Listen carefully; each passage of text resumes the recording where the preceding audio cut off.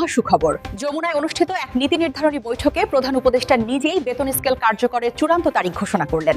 বিস্তারিত ভিডিওতে জানুন। যমুনায় অনুষ্ঠিত এক নীতি নির্ধারণী বৈঠকে প্রধান উপদেষ্টা নিজেই বেতন স্কেল কার্যকরের চূড়ান্ত তারিখ ঘোষণা করলেন, যা সরকারি চাকুরিজীবীদের দীর্ঘদিনের আন্দোলনের ফসল। প্রিয় সরকারি চাকুরিজীবী ভাই ও বোনেরা, আজকের সকালের আপডেট নিউজে আপনাদের স্বাগতম। যারা আমাদের চ্যানেলে নতুন তারা এখনই চ্যানেলটি সাবস্ক্রাইব করুন, আর হ্যাঁ, অবশ্যই কমেন্ট করে জানাবেন আপনারা কে কোন জেলা থেকে আমাদের ভিডিওটি দেখছেন। তবে চলুন কথা না বাড়িয়ে আজকের সর্বশেষ সংবাদটি জেনে নিন।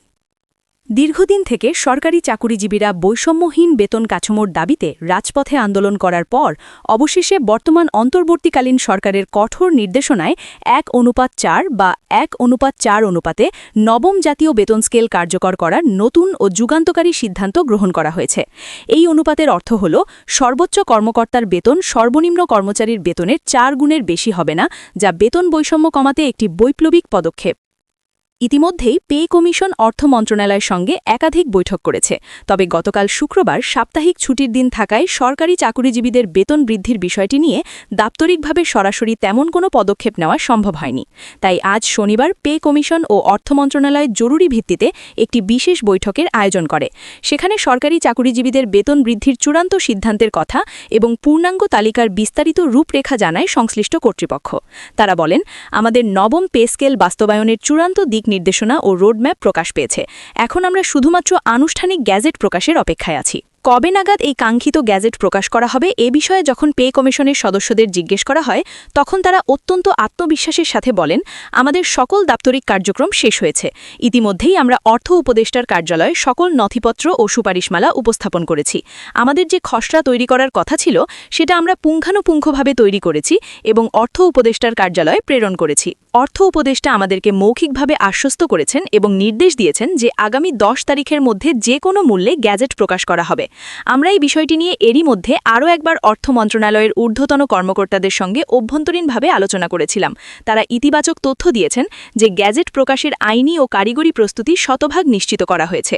আমরা নির্ধারিত সময়ের মধ্যেই, অর্থাৎ 10 জানুয়ারির মধ্যেই গ্যাজেট প্রকাশ করব।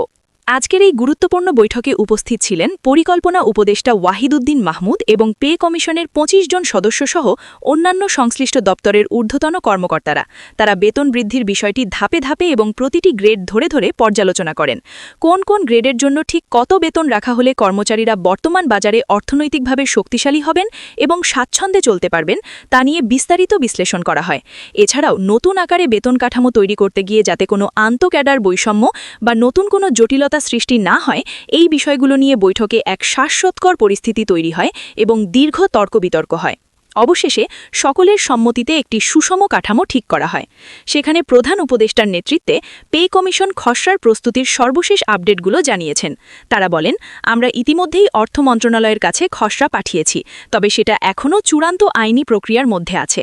অর্থ উপদেষ্টার কাছে যে খসড়াটা পাঠানো হয়েছে সেটার আদলেই এবং সেটার উপর ভিত্তি করেই পূর্ণাঙ্গ একটি খসড়া বা গ্যাজেট তৈরি করা হবে, যেটা আগামী 10 জানুয়ারি আনুষ্ঠানিক প্রজ্ঞাপন আকারে প্রকাশ করা হবে এবং প্রধান উপদেষ্টা জাতির উদ্দেশ্যে দেওয়া ভাষণের মাধ্যমে এই খুশির খবরটি দেশবাসীকে জানাবেন। এই ঘোষণার মধ্য দিয়ে সরকারি চাকুরিজীবীদের দীর্ঘদিনের লালিত স্বপ্ন বাস্তবে রূপ নিতে যাচ্ছে। ভিডিওটি খুবই জরুরি, তাই দয়া করে সবার সাথে ভিডিওটি শেয়ার করতে ভুলবেন না। আর নতুন ভিডিও আপডেট পেতে এখনই চ্যানেলটি সাবস্ক্রাইব করুন।